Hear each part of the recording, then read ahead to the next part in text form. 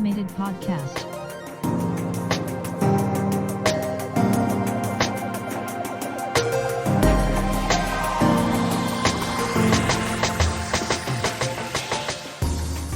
Welcome to Automated. I'm your host, Mark Verbenkov, and in this weekly podcast, we will be exploring the impact of emerging technology on jobs, society, as well as us, with business and technology leaders, researchers, and independent professionals across the world.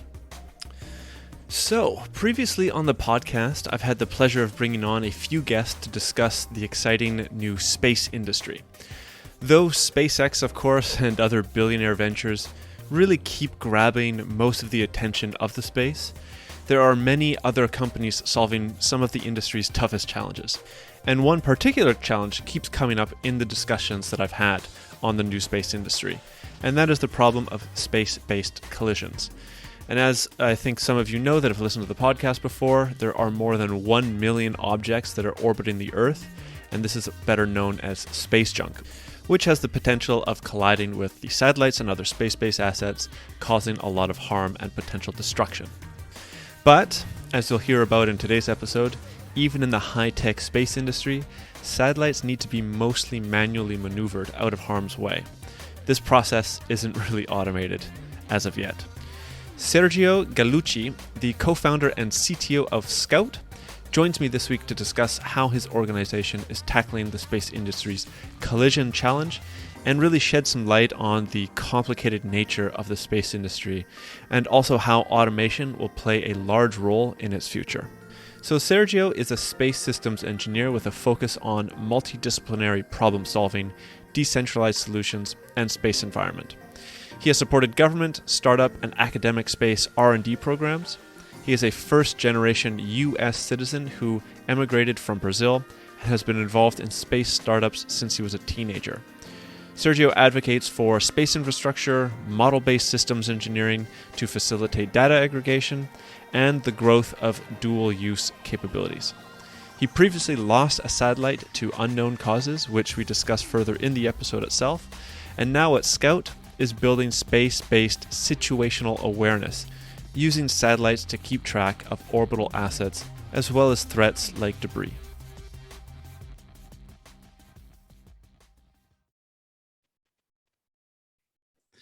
Hi there, Sergio. Welcome to the Automated Podcast. Thanks a lot for coming on today to talk about the space industry. I'm glad to be here, Mark. Thank you for having me. Looking forward to discussing a little bit of processes in the space industry, how we manage collisions, threats, failures, anomalies in the space industry, and how Scout is working to make that process a little bit more transparent and simpler. Terrific. Maybe to start things off, what initially got you interested in the space industry? Was there something exciting? Was there a specific, maybe like a SpaceX moment or something like that that got you interested in? Like, how did you move into this exciting and emerging industry? It just sort of happened, to be completely honest. In 2012, 2013, I was working on sustainable energy research. Actually, I worked on wind energy, and a friend of mine was working at a university CubeSat program. And he said, Sergio, I need help with some MATLAB work that I'm doing. I'm making a control system for this magnet torquer. And I'm like, I don't know what that means, but I can help you with the MATLAB. Just explain to me what it is that you're doing.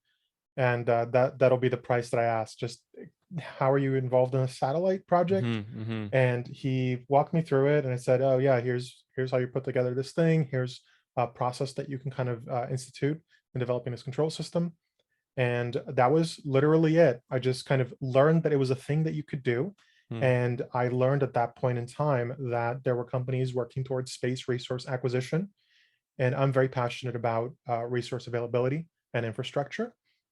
And I just started getting involved with the space startup industry at that point. I started working at Deep Space Industries in 2013, 2014. I was actually employee number one of Deep Space Industries. And I, since then, have just kind of been engaged in the space industry. There's no particular pull towards it. Just sort of happened. I'm not one of those people that grew up wanting to be an astronaut. I actually specifically don't really want to be an astronaut. I'm happy being on the ground. I'm not a huge fan of travel. It's annoying. I'm a big guy, and I had a mentor of mine. The first time that we met, she actually worked on the Soviet space program during the 80s, and she looks me up and down, and she's like, "You're too big to be a cosmonaut." And I'm like, "Thank you. That's good to know." Uh, Yeah. Okay, great.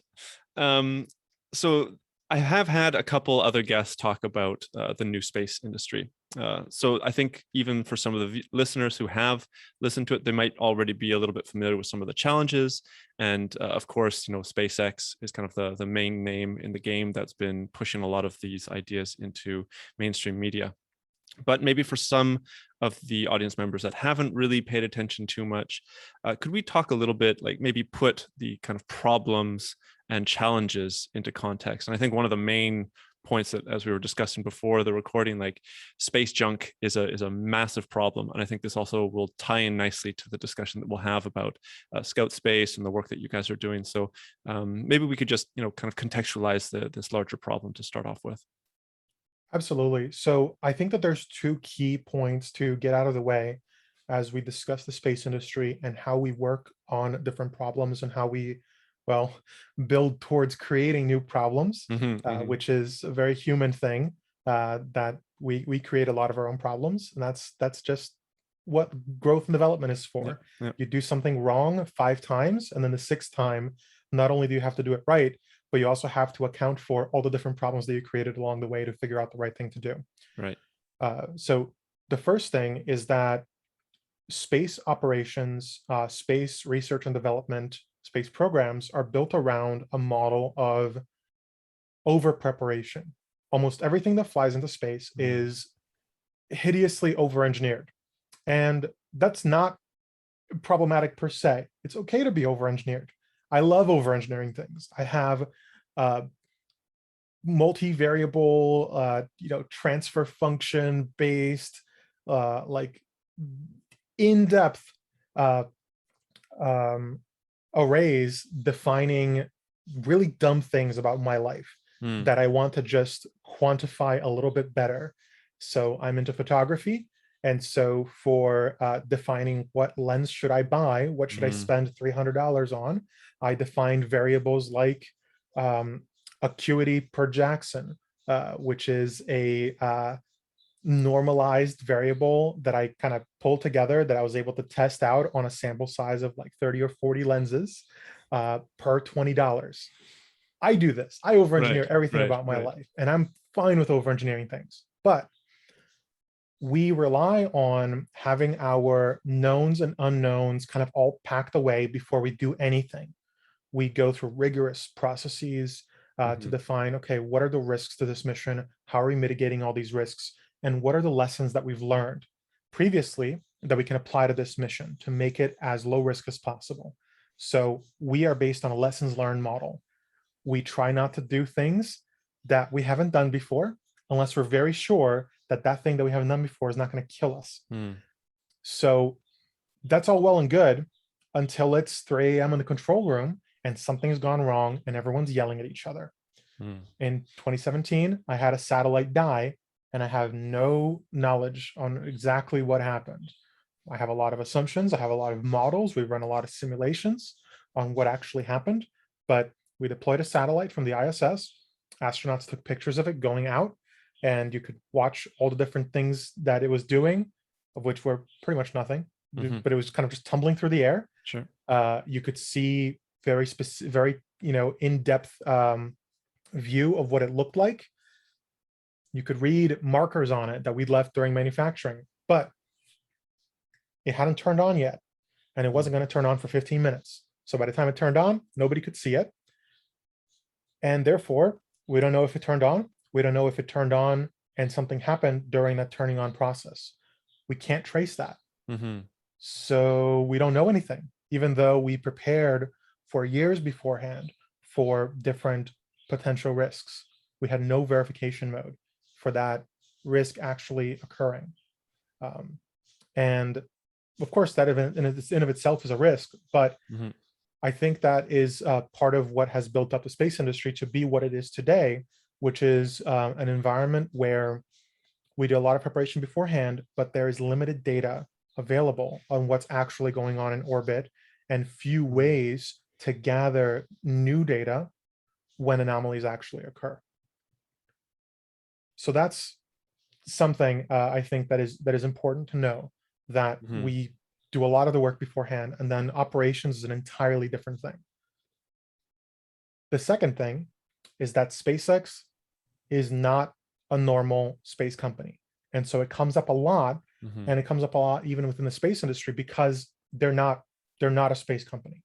They're a manufacturing company that has their own R&D arm, and they Mm-hmm. deploy things into orbit. They are the Henry Ford right now. They are the early like assembly line operations. They are scaling.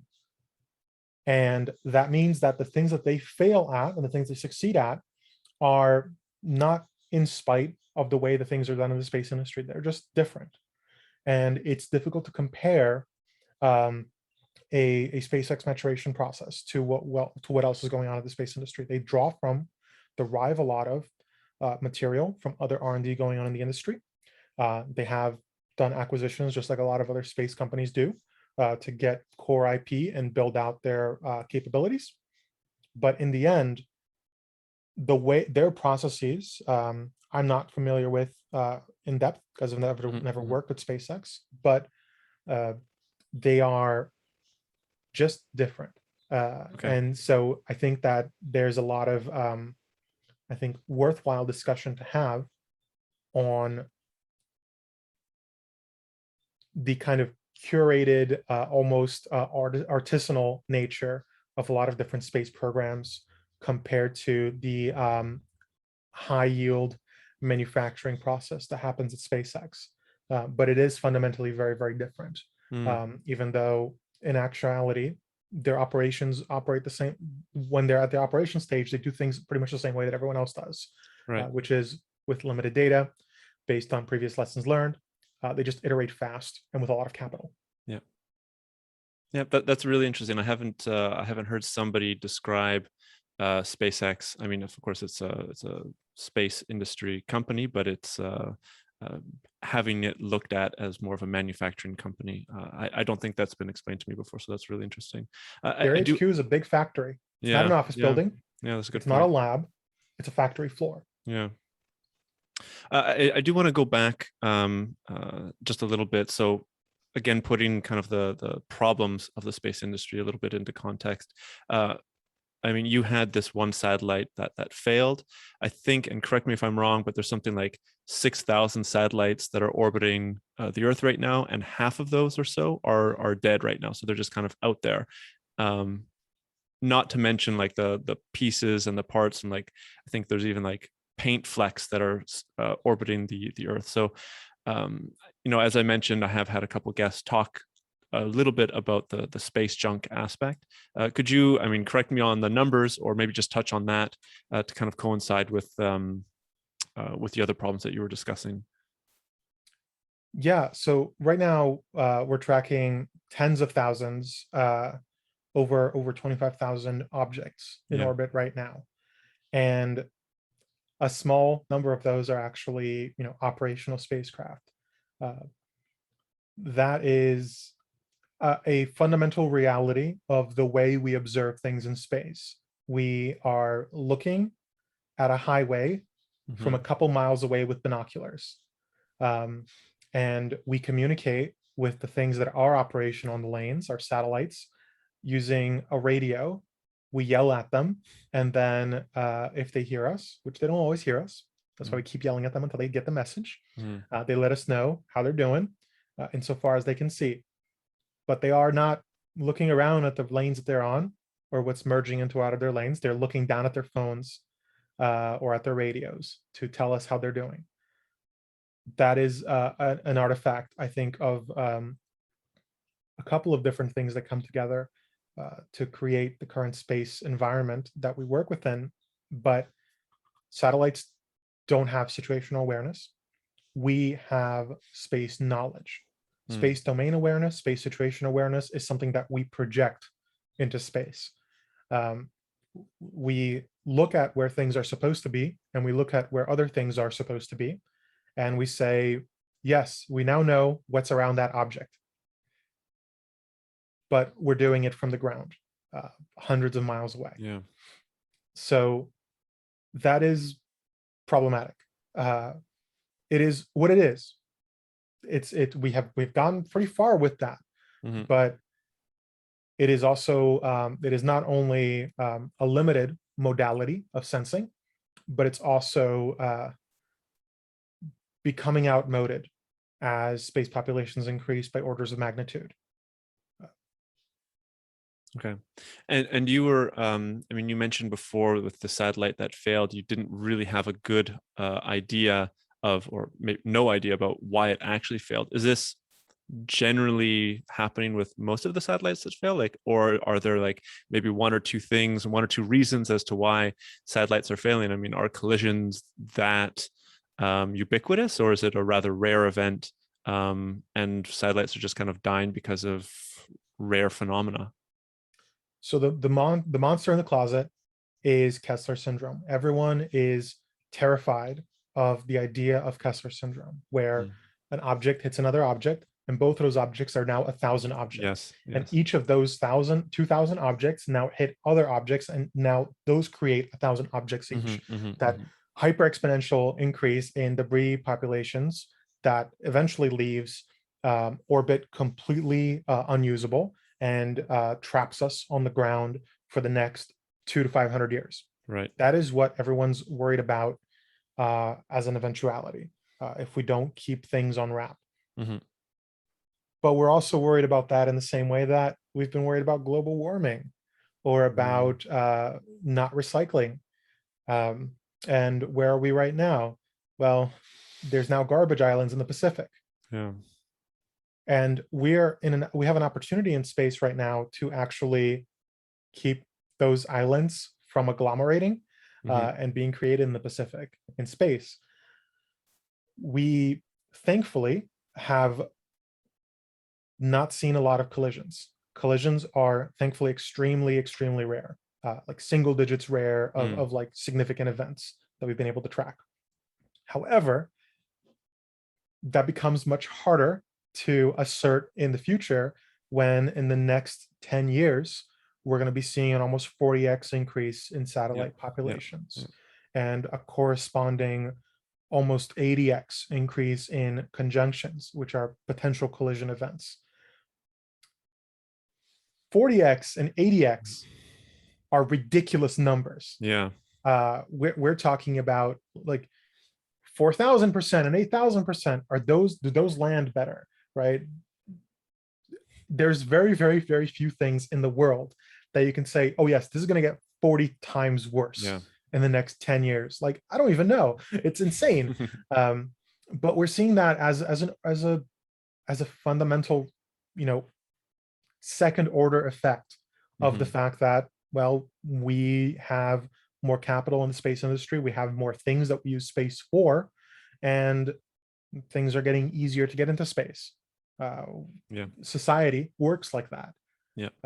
We're kind of finding ourselves in this Wild West phase at the very, very late stage, where there's now a critical mass of people in the Wild West, and there's a lot of friction between everyone there, and there's two ways it can go: okay or really, really bad. And that's kind of where we find ourselves. Thankfully, not due to collisions, mostly. Yet, hopefully. Just hopefully we don't have to say yet. Yeah, because I think when you do say yet, it'll be too late. It'll be this kind of massive cascade that, as you said, will limit or hamper or even fully disable the opportunity for us to go back into orbit. So if we're taking this kind of mega trend of the amount of objects in the sky over the next, decade, 2 decades, 3 decades, not even to talk about,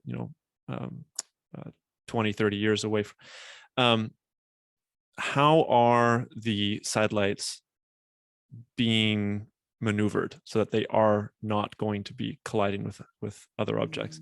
I had one of my first guests come on, and he was explaining that in certain cases, it's just an email that's being sent back and forth between the operational crews and they're able to, maneuver the satellites so that they don't smack into each other. How much of a reality is this, and kind of what are, both Scout Space and other organizations looking at to solve this potentially catastrophic problem? It's not just emails. We actually have some operational software that actually sends text alerts in case of a conjunction. So there's some pretty good advancement in automation there. But the way that we manage conjunctions, potential collisions, is fundamentally manual. It is on an as needed basis. There's not really a lot of resiliency in the process. People have to figure out where they're going and where the things that are moving towards them going as well. If we have satellite to satellite potential collision concerns, those people need to talk it out, or they need to keep a close eye on each other's satellites so that they don't all avoid in the same direction and potentially cause something even worse to happen. Usually we detect that something's going to be happening a couple days out. And so that leads to a lot of gnashing of teeth and a lot of throwing people at the problem for, let's analyze the scenario and let's figure out how we need to automate, to not automate, but let's figure out how to avoid this potential collision. That process is costly, and that process also fundamentally can lead to a lot of different complications, because now you don't have two known satellites that are going their own way. You now have potential those two satellites changing what directions they're going, which could set them up on a track to potentially collide with other stuff. Right. Of course, right. we plan for that. Whenever we're planning an avoidance maneuver, we make sure that we're not avoiding into something else. But it's not that easy. It's not that simple. And there's a lot of companies that exist to literally, on a quick turnaround, say, within a couple of hours, tell you, here's how you need to avoid that thing for your satellite operations to be minimally affected. But in the worst case scenarios, we have to deal with stuff having to even have operational downtime to avoid, which means that, time is money, especially for some of those big telecom satellites. That's tens of millions of dollars a year. If you have even a couple of hours of downtime, that's expensive, on top of all the engineering time and the fact that we don't have refuelable spacecraft yet, really. So propellant is lifetime on satellites. And so having to avoid something that you don't need to, especially, but I haven't gotten to that yet, really, is really, really costly across the board. And it is done either by outsourcing or by reacting to something that's come to you. Okay. So then how is Scout Space, your company, dealing with this, right? I'll have talked about this in the pre-intro. A big part of it is trying to make spacecraft autonomous. Can you touch on that? Can you describe kind of the work that you guys are doing? Because I think it's actually quite interesting, and of course, super valid to the discussion, to the problems that we've been talking about. Assets in space are between a rock and a hard place right now. They are faced by thousands of objects, hundreds of thousands of objects that we cannot see. We do not know where those objects are or what they are, because they're too small for us to track reliably, but which we should probably be able to avoid if we need to. And all of the objects, tens of thousands of objects, which we know where they are, but don't know precisely enough where they are to reliably know when to avoid them. So one of the most obnoxious parts of how we avoid or mitigate risks in space right now is how many degrees of separation we have from the operator side or to the spacecraft. If something happens to your spacecraft, you're not going to know what happened to your spacecraft. You're going to know that your telemetry is telling you something weird happened. Or you're going to know that the projection for where your spacecraft is supposed to be overlaps with another projection for where something else is going to be. And so you have to walk that back to, oh yeah, that object and us are going to crash or might crash in a 1 in 1,000, 1 in 10,000 probability. so we need to prepare to avoid it ahead of time. Manually, of course. Yeah, yeah. So managing anomalies and managing potential collisions as a manual process is not scalable. Part of why it's not scalable is because there's all these degrees of separation between the actual problem and what we understand. So what Scout is working towards is space-based situational awareness, where a spacecraft itself knows and sees that something is heading towards it.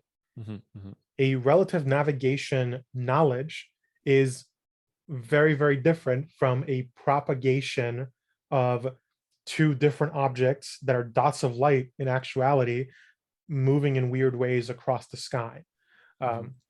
And through on-site situation awareness and relative knowledge, we can provide that kind of absolute truth to avoidance requirements. Yes, we know very precisely to within under single-digit meters where an object is going to be and where it is at any given time, Hmm. which is tens to hundreds of times more precise than we can get from the ground. And we can directly state we can avoid by going this way, and that will, like, that is a relative navigation scenario Hmm. that is a lot simpler than, yes, this one object in the sky has an error margin of, or a cone of uncertainty, you could call it, of 5 kilometers, and our conjunction between the two objects is going to get us within 2 kilometers of that object. So we've got two objects that are give or take 5 kilometers in one position in the future, Hmm. and Hmm. they're going to be overlapping by 2 kilometers somehow. And yes, you might know where to avoid, but you might over avoid to get out of that cone of uncertainty. We can shrink that cone significantly and provide kind of a truth to the measurement, so that that can be integrated just seamlessly into the control algorithm. So integrating things like collision avoidance maneuvering capabilities onto satellites is a big part of what we're working to do. And proliferating that across many different satellites Hmm. is something that we believe will enable um, space operations as a whole to do that more cleanly.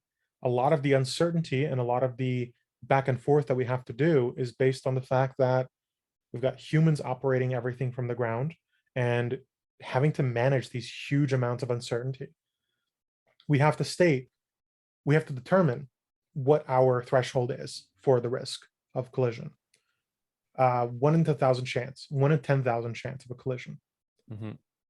That theoretically might mean that 9,999 out of 10,000 times, we're actually avoiding something that we didn't need to avoid. Right. And we have to make a decision every time. But if we can decrease that uncertainty quotient significantly, that will fundamentally lead to the ability to automate it more easily. And while providing that kind of capability on a satellite inherently doesn't automate the process, it can facilitate automating that process. Mm. So we're working with people that are developing automation processes for these systems, and we're also working on our own kind of built-in collision avoidance and relative navigation solutions so that a satellite itself can do these things. Scout stands for spacecraft observing and understanding things. Mm. That's the basis for it all. Um, so we think that giving satellites and affording satellites those capabilities is a fundamental step towards automating and facilitating these processes in space. Okay. Could you talk about the technology itself? Like, is it some form of artificial intelligence, or are we using increased amounts of sensors? What's actually going into making this quite profound change possible? It's actually surprisingly simple. We're basing it off stereoscopic optics Hmm. that have an attached brain to it. It is mostly on the software end. We are building out relative navigation capabilities and situational awareness based on having a pretty small, set of eyes and a brain on a satellite. So the basis for it are the bases for it are catalogs of objects in space, where Hmm. they're supposed to be, Hmm. where they're propagated to be, just like we have on the ground, but which are tied into local situation awareness and perimeter kind of scanning. We verify and map what is around us, Mm. and we match those objects that we see with what's supposed to be there, and we provide much higher fidelity understanding of where those objects actually are, so that we can then kind of proactively act to avoid or get additional data on it, compared to what we have from the ground. That can mean not only things that might crash to us, but things which might crash into each other. Hmm. So it can be not only just a two-body problem, but a three-body problem or four-body problem, where we can see and validate and verify things like formation flying, Yeah. just like we can do it right now to look at a couple things in the sky and see how they're acting against each other. Well, a stereo camera system can provide a whole additional dimension by fundamentally than what we can just by supposedly knowing where they are. Right. So I think I mentioned this to you before the recording, but to anybody outside of the space industry, it sounds a little bit crazy that this hasn't been implemented kind of when the satellites were being launched. When you think of space, you think high tech, but I think you mentioned that is certainly not the case. And yeah, I mean, I'm just going to repeat myself. It really sounds crazy that this almost like fundamental functionality of these satellites hasn't been around for a decade or more.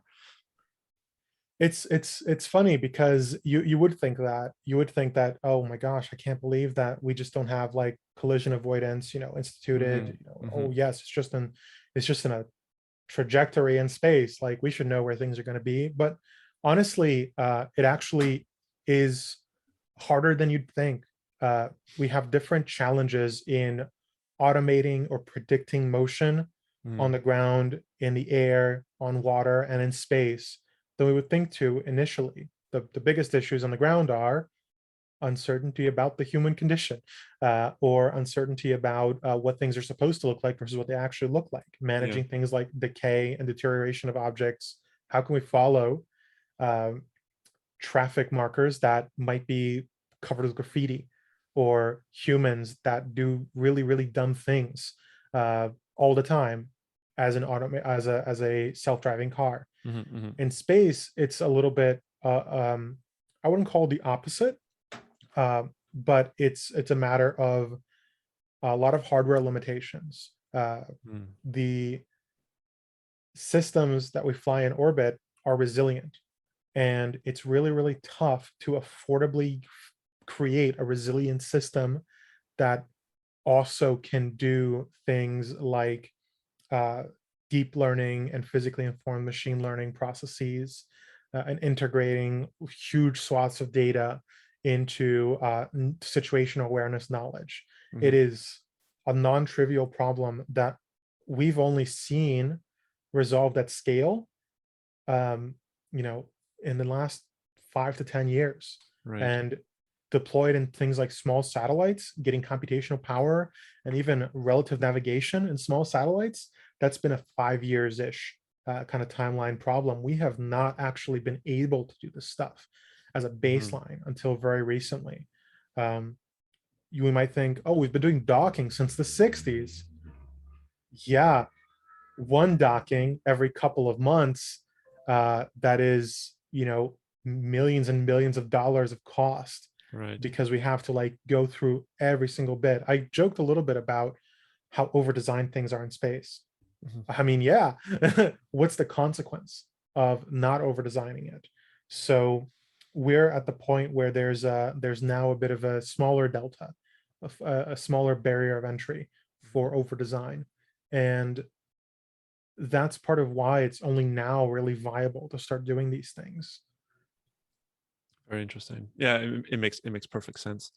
Um, Space is hard isn't just a meme. It yeah. it, it is really it's more of a philosophy. It's really more of a reality that you have to kind of come to terms with, honestly. Like, Hmm. Hmm. oh, this is really hard. Oh, it's weird to think about. Like, of course, space is hard, but Yeah. the variables that you have to kind of like really get through each other's skulls when you're in an engineering discussion about this, um, they have nothing to do with anything.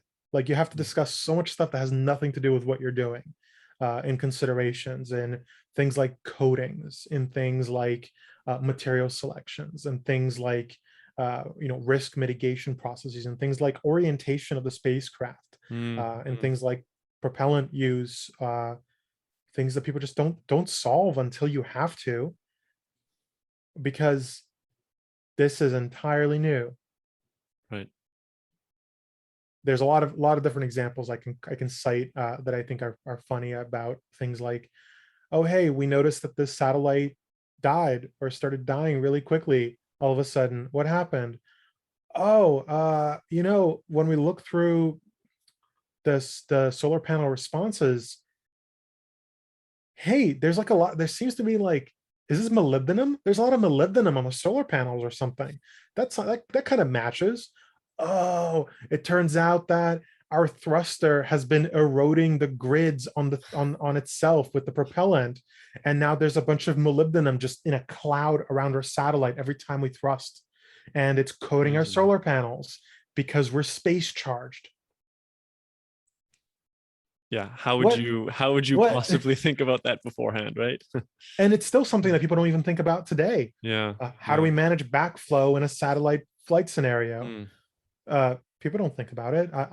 I've actually spoken to a lot of people about it that should know better, but it's fine. Like, should know better Yeah. is maybe that whole diatribe is probably not a good one to include, but that situations like, will my thruster accidentally coat my satellite with dangerous propellant material or eroded grid material from our Hmm. thruster, just tearing up the actual housing that it's in, and potentially short out a bunch of things, is something that we've been seeing since the 60s and 70s, but which we have to keep learning again and again.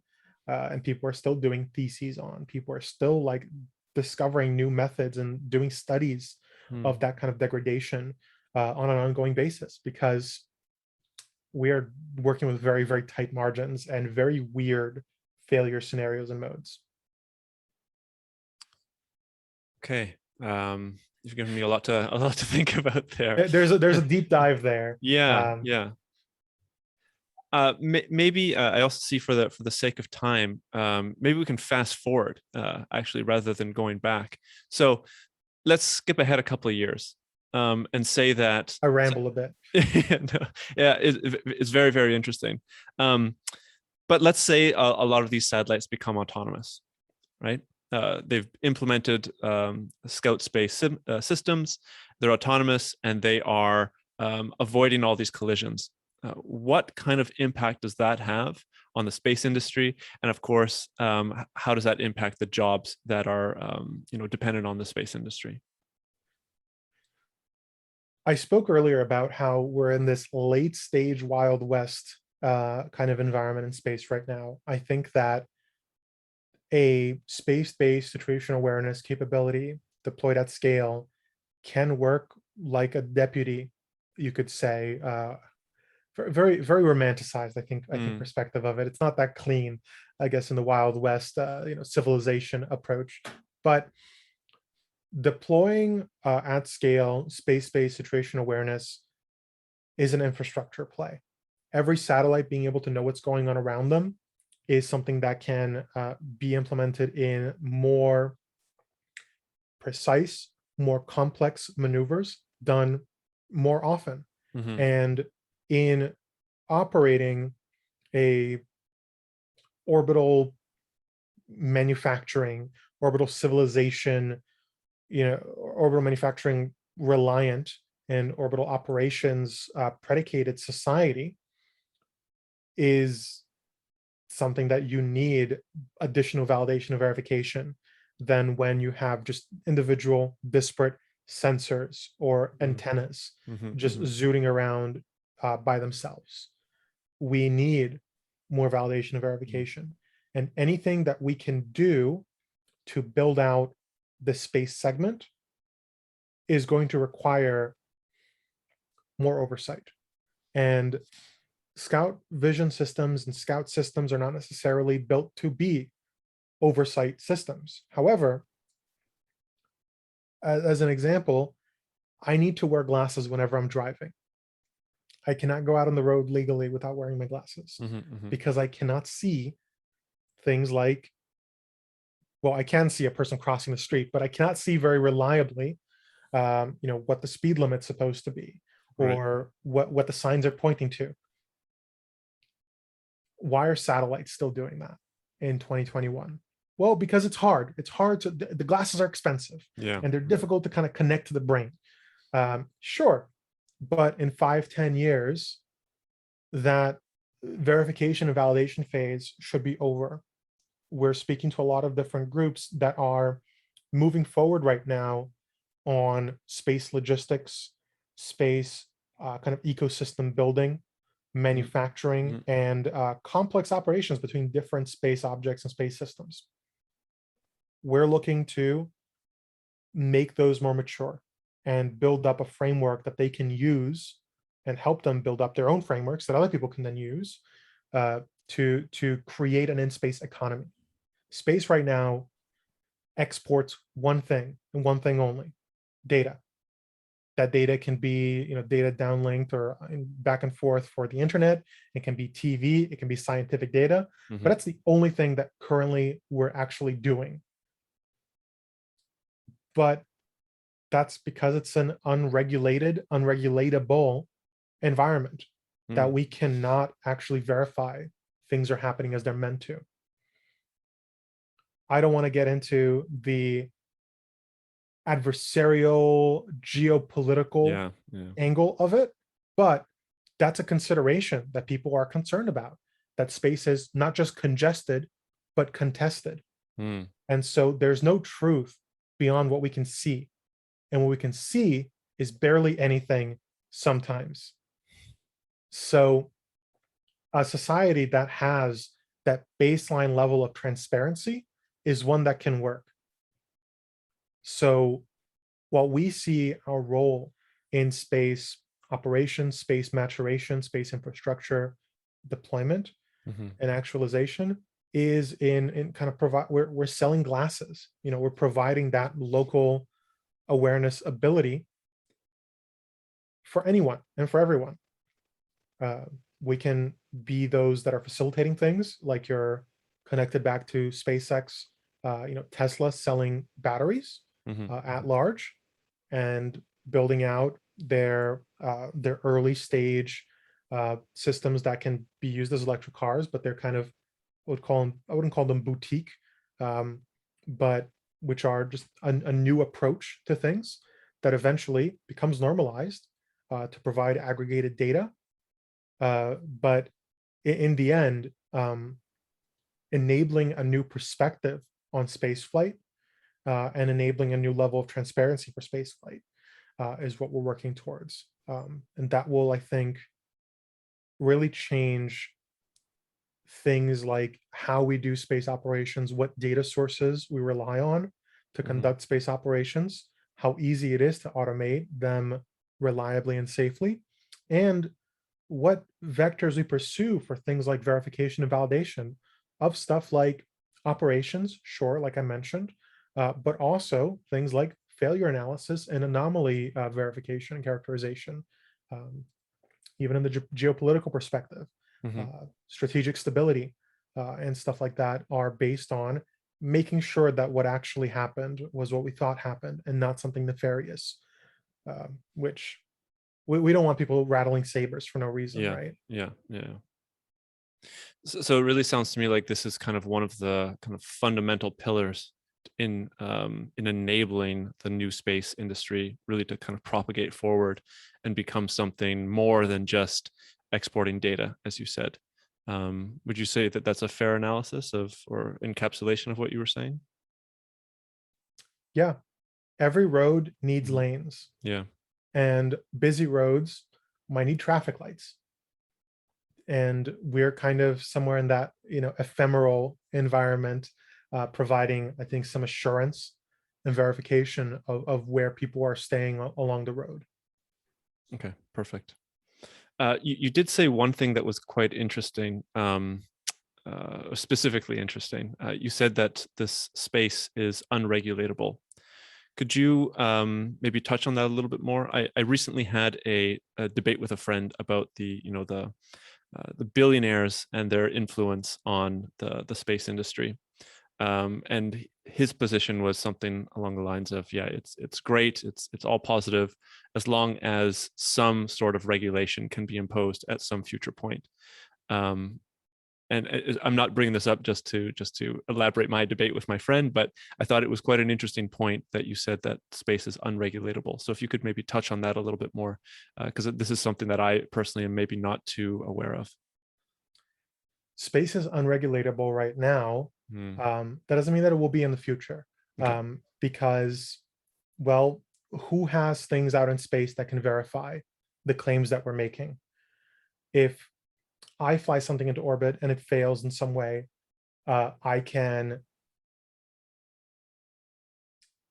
if I fly something into space right now and it fails in some way, the only proof that an insurer Mm, has that it failed the way that it did, that I say that, is that, sorry, let me go back here. Um, there's very few modes of verifying what happens in space right mm-hmm, now. We do a lot of forensic analysis. We do a lot of estimation and propagation based on historical data. And that isn't changing very quickly. We are, even if we start deploying scout vision systems today, well, we have a scout vision system in orbit now, uh, that we're using to prepare for 2 to 4 missions in 2022, okay. providing us a lot of data on that. Right now, the data that we get from that is still fundamentally historical data. We might gather it in the future, but we'll project that data forward and estimate what things are going to look like, if it's not high enough fidelity.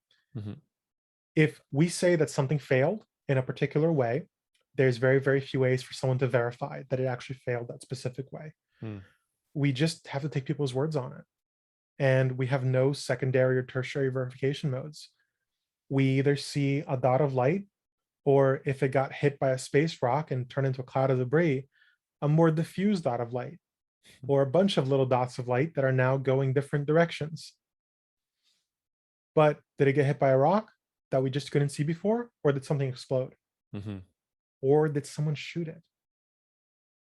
That is really, really tough. And that's where it gets a little bit into geopolitics and yeah, the premise of strategic stability. We can't have a stable environment where we can't check each other's yeah, work. It's unregulatable, whether it is a hyper, billionaire or a country, because the UN Office for Outer Space Affairs can create regulations and they can state a lot of things, but that regulatory perspective, well, it's not necessarily actionable without someone going out and checking people's work, mm-hmm, making sure that they're mm-hmm, doing it that way. We can go to people's control centers and we can look through their data, whatever they'll provide us, and that data is still degrees of separation away from reality. It's problematic, not just for everyone else except for you, but also you, yeah, because if something goes wrong on your satellite, all you know is that this power delivery system is throwing you wonky readings, or the resistance might be a little bit off. But you don't know if that's because a solar proton punched through a processor, or because an alien took a bite out of your solar panel, or because you actually are having like a leak somewhere. yeah, Um, and that leak specifically through a jet of, like, acidic propellant to melt something on a board. you don't know these things specifically because you can't see it. Hmm.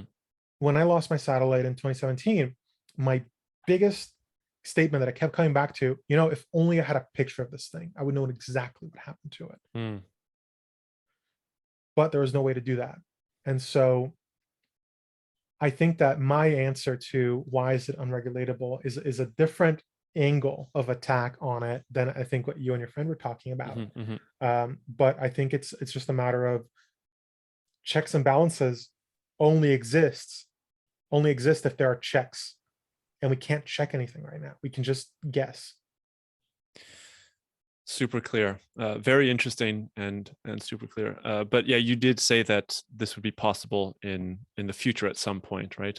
I would assume if there's more of these kinds of um, yeah, checking satellites, or we have better telescopes, or we have more sensors on these spacecraft that are able to, feed back information to us as to what exactly is going on. And I'm sure there's a number of other ways of having these regulatory bodies actually seeing what is happening out there in space in order to enforce these kinds of regulations that I'm sure will be coming as time goes on. Scout has deployed the first kind of commercial capability, like on a dedicated system to Hmm. do this work. And right now it's still very early, but we are accelerating rapidly to do it. And on our roadmap is not just space situational awareness and knowledge about where things are and where they're supposed to be, but also things like verifying how things are doing and Hmm. validating not just maneuvers, but behavioral operations as well. So we are looking at things in the future like checking your health, sorry, like health verification. Yeah. And that kind of doctor's checkup on a satellite can tell you a ton of things that a, um, an in-depth thermal analysis from on-site can tell you a lot more than a thermal junction can tell you, or 10 of them can tell you. And AI-based analysis on it that we've been testing out can also dig really deep into operational deviations, Hmm. kind of from an analytical perspective. So there's a ton that we can enable with AI and with that kind of on-site perspective. Terrific. I see that we're already a little bit over time. I don't want to keep you any longer. So maybe before I ask you like kind of the best places for people to follow your work, of course, checking out the website, etc. Is there any kind of final message that you want to leave the audience when they start thinking about this new space industry and how it's going to be moving forward? The new space industry that's being built right now is divergent. There's very strong indicators of different directions people are going. Mm. There's a lot of clumping going on, a lot of agglomeration of groups, companies. There's acquisitions, and there's also just general kind of integration of everyone's stuff onto individual buses. Hmm. Some people have looked at it as a potential future of the space industry being just everyone ride sharing on SpaceX Starlink satellites as a way to look at what the future might look like. But it's an ecosystem. Hmm. I think that there's a lot of different people doing a lot of different things that are all extremely valuable, and that an ecosystem perspective is crucial to our current success. Being cognizant of where we interrelate our solutions and how to integrate them together, and kind of having that infrastructural approach to it, I think is extremely important. But that's partially because things are coming to a head. Hmm. We're Hmm. hitting critical mass in space-based populations, and things are growing no matter what we do significantly. It's very, very similar to what we have been seeing in global climate change and in terms of unregulated dumping of trash into the Pacific Ocean. Yeah. But we have the opportunity to act before we have islands building up of garbage. So there's a little bit of concern, but I think also a lot of hope there that we're able to hold off the worst of things by just working together and integrating a lot of people's different capabilities together. That's maybe a perfect place to end on a hopeful note there. Sergio, I really want to thank you for coming on. I think some of these ideas are very insightful, certainly for myself, and I'm sure for many of the audience. How can people get a hold of you? Where can they see, follow your work, etc.? What are kind of the best places to do that? Absolutely. So you can find information about Scout at scout.space. That's a nice, very simple little URL. On Twitter, it's scout.space with the dot written out. On LinkedIn as well. Feel free to reach out to our team about any questions that you might have about potential collaboration opportunities, potential interest in learning more about what we're doing, and in general about how automating space operations and streamlining and making more transparent those space operations will change the way we do things in orbit and on Earth. Perfect. Well, again, thank you very much for your time, for your insights. And I wish both you and Scout Space all the best of luck in this very exciting emerging industry. Thanks again. Thank you, Mark. Well, that's it for this week's episode. Thanks for listening. If you like what you hear and you want to support the podcast and the conversations here, the best way to do this is to go onto Apple Podcasts and leave a review, as it helps the algorithm to reach out to new listeners and brings the show to them. Also, feel free to check out the website, automatedpodcast.org, where you can find the show notes for each episode, written articles on the themes of the podcast, and a library of resources on the topic of emerging tech and automation. Also, if you want to reach out and leave any feedback or you have any questions about the podcast or any of the conversations, there are general contact links such as email, LinkedIn, Twitter, etc. for you there on the website. And finally, for those of you that want more than just an audio conversation, the video recordings are now going to be up on YouTube for the newer conversations, so feel free to check out the videos by searching for Automated Podcast on YouTube, where of course you can like and subscribe if you prefer to support the podcast that way.